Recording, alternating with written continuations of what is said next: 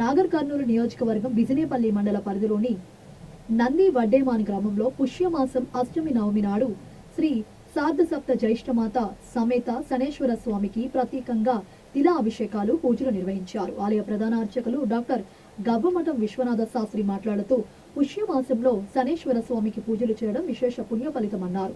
పుష్యమాసంలో శనివారం అష్టమి నవమి తిథులు రావడం ప్రత్యేకత అని పేర్కొన్నారు.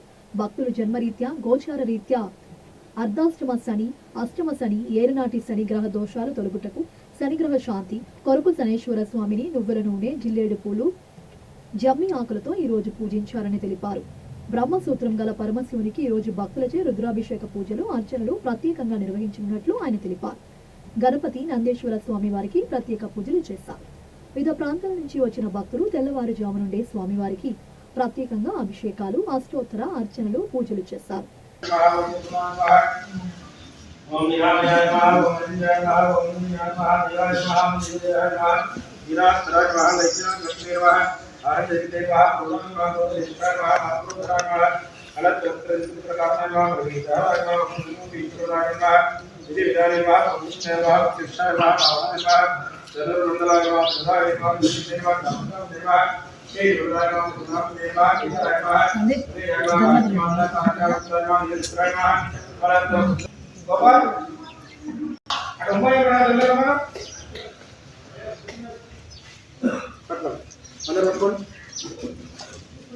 ओम रंग